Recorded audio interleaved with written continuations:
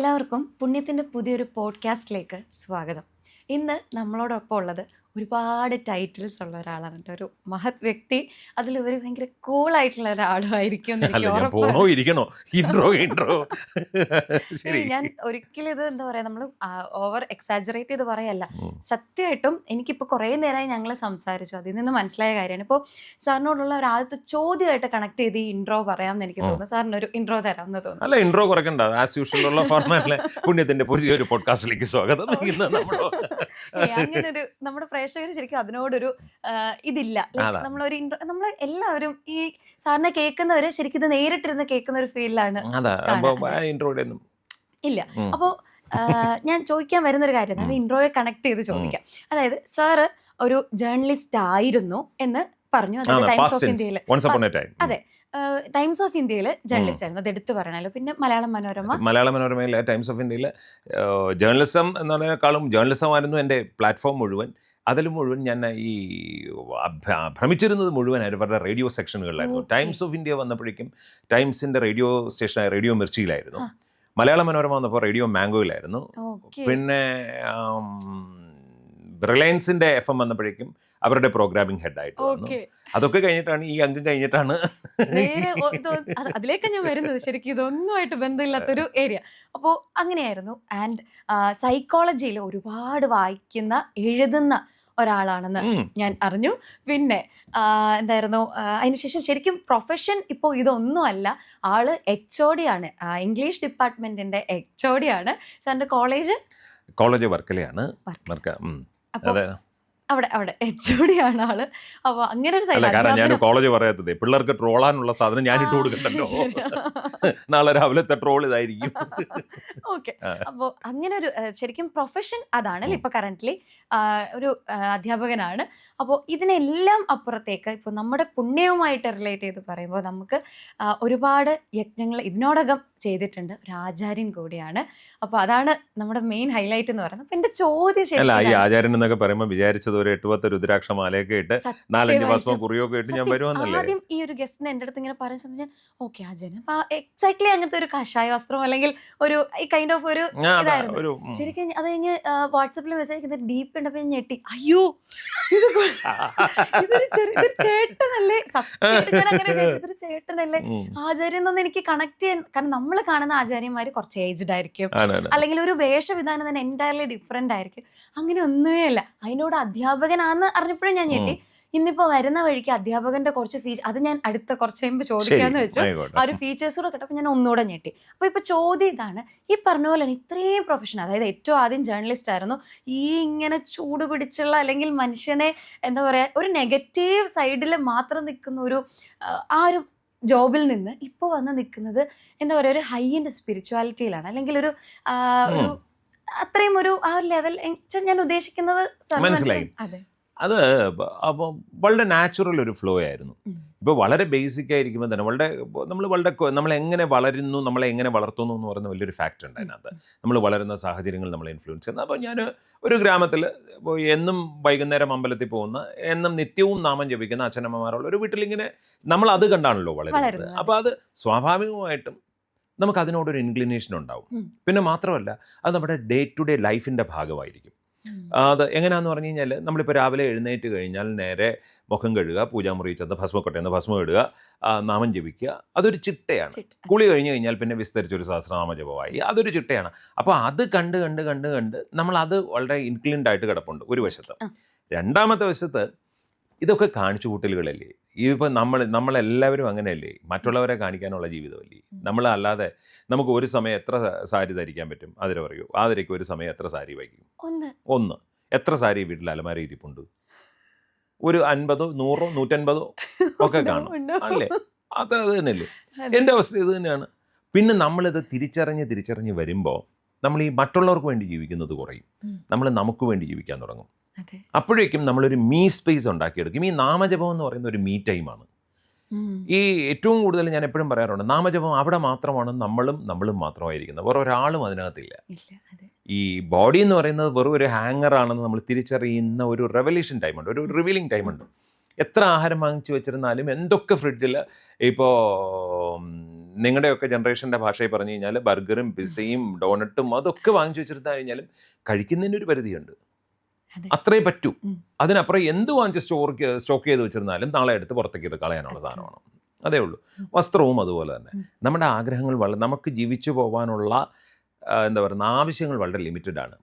നമ്മൾ അതിനെ ലക്ഷറിയുടെ ലെവലിലേക്ക്, നമ്മൾ അതിനെ എക്സീഡ് ചെയ്ത് അത്യാഗ്രഹത്തിൻ്റെ ലെവലിലേക്ക് കൊണ്ടുപോകുമ്പോഴാണ് നമുക്കൊന്നും തികയാതെ വരുന്നതും ഒന്നുകൊണ്ട് നമ്മൾ സന്തോഷിക്കാതെ വരുന്നതും. ഈ ഫ്ലോയിൽ സംഭവിച്ചതും അങ്ങനെ തന്നെയാണ്. എവിടെയോ ഒരു പോയിന്റിൽ നമുക്ക് മനസ്സിലായി ഇതിനകത്തൊന്നും വലിയ കാണിച്ചു കൂട്ടലും അതും. ഓക്കെ, ഇനിയിപ്പം എന്താ പറയുന്നത്, കല്യാണം വന്നു എന്ന് പറഞ്ഞിട്ട് വലിയ സിൽക്ക് ഷർട്ട് എടുത്തിട്ടൊന്നും കാര്യമില്ല. അങ്ങനെയാണെങ്കിൽ ഞാൻ ഈ സിൽക്ക് ഷർട്ട് അവിടെ നനച്ച് പുറത്ത് തൂക്കിയിരുന്നാൽ, ഓ നമസ്കാരം സാറേ എന്ന് പറഞ്ഞാൽ ആ സിൽക്ക് ഷർട്ടിന് ആളുകൾ നമസ്കരിച്ചിട്ട് പോകണ്ടേ? ആരും ചെയ്യുന്നില്ലല്ലോ. ഓ എൻ്റെ എന്താ പറയുന്നത് വില കൂടിയ സിൽക്ക് ഷർട്ടാണ്, അല്ലെങ്കിൽ ഒരു സിൽക്ക് സാരി അവിടെ പുറത്തെടുത്ത, ഓ അതോ സിൽക്ക് സാരി ഇരിക്കുന്നു നമസ്കരിക്കുക, ആരും പറയുന്നില്ലല്ലോ. അപ്പോൾ നമ്മളെ നമസ്കരിക്കുന്നത് നമ്മളെ ജ്ഞാനത്തിനെയാണ്, നമ്മുടെ അറിവിനെയാണ്. അത് നമ്മൾ തിരിച്ചറിഞ്ഞു തുടങ്ങി വരുമ്പോഴേക്കും എല്ലാം നമ്മൾ ഓട്ടോമാറ്റിക്കലി വന്നു. അതൊരു ഓട്ടോമാറ്റിക് ആണ്, അല്ലാതെ അതിനകത്ത് ഫോഴ്സ്ഫുൾ ട്രാൻസാക്ഷൻ ഒന്നുമില്ല.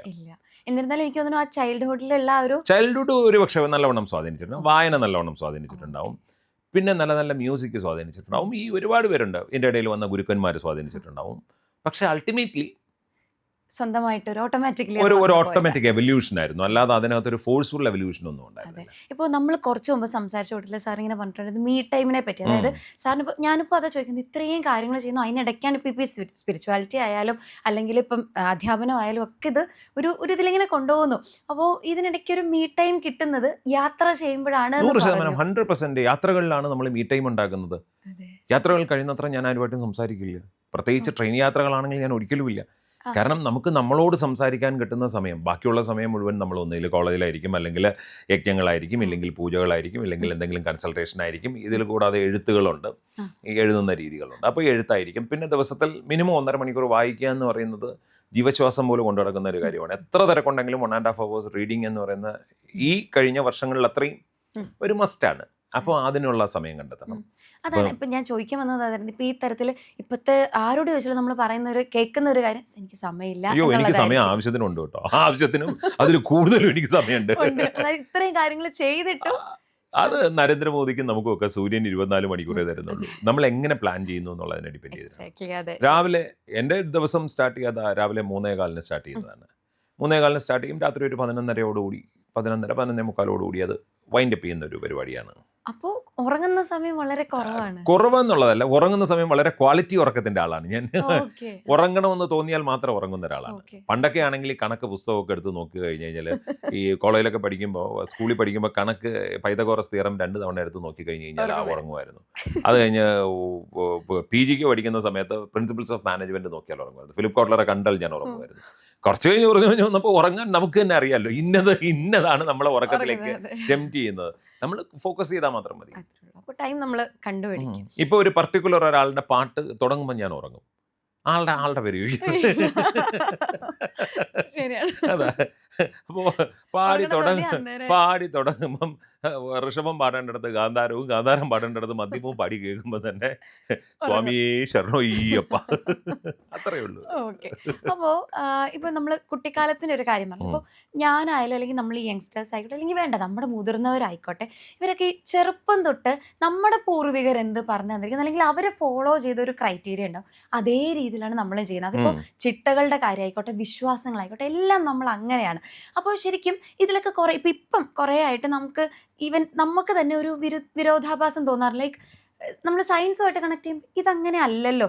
പണ്ട് കുറേ കാര്യങ്ങൾ, ആചാരങ്ങളൊക്കെ സ്പിരിച്വലി ആണല്ലോ പറഞ്ഞോണ്ടിരിക്കുക. അപ്പോൾ ഇതിൻ്റെയൊക്കെ നമ്മൾ ഇപ്പോഴും നിലനിൽക്കുന്ന തെറ്റായിട്ടുള്ള ആ ഒരു ആചാരനിഷ്ഠകൾ, അതിൻ്റെ എന്നാ ശരിയായ വശങ്ങളും അതൊന്ന്.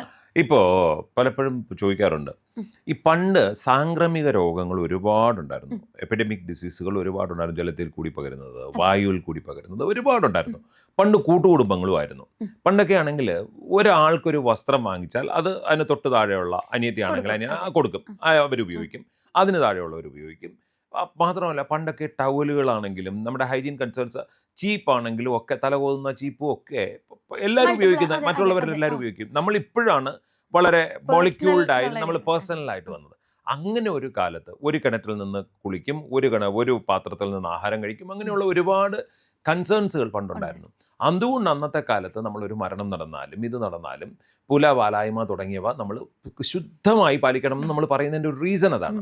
ഇപ്പോൾ ഒരു കൂട്ടുകുടുംബത്തിൽ 16 പേരുണ്ട്, ഒരു മരണം നടന്നു, മരിച്ചത് ചിലപ്പോൾ വല്ല എപ്പിഡമിക് ഡിസീസ് ഇതും ആയിരിക്കാം, സാംക്രമിക രോഗങ്ങളായിരിക്കാം, അത് ജലം വഴി പകരുന്നതായിരിക്കാം, വായു വഴി പകരുന്നതായിരിക്കാം, അത് നമുക്ക് പറയാം എക്സാക്റ്റ് ആയിട്ട് നമുക്ക് ട്രേസ് ചെയ്യാൻ പറ്റാത്തൊരു കാലം.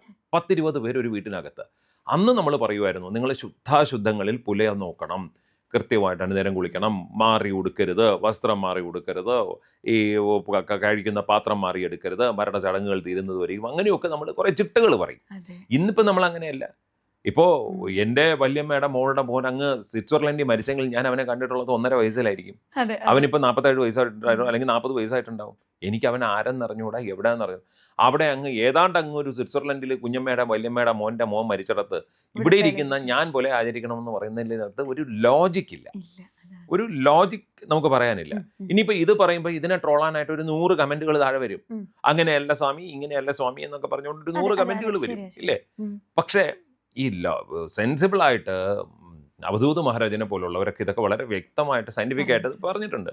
അത് പുലയാണെങ്കിലും ശരി, വാലായ്മയാണെങ്കിലും ശരി, ഗർഭാവസ്ഥ, ഒരു പ്രസവം കഴിഞ്ഞു കഴിഞ്ഞാൽ ഒരു സ്ത്രീക്ക് ഈ സമ്പാദ്യവാക്യം എന്ന് പറയുന്ന രാമായണത്തിലെ ഭാഗത്തിലാണ് ഒരു ഗർഭിണി അറിഞ്ഞിരിക്കേണ്ടുന്ന വസ്തുക്കളെ മുഴുവൻ പറഞ്ഞു വയ്ക്കുന്നത്.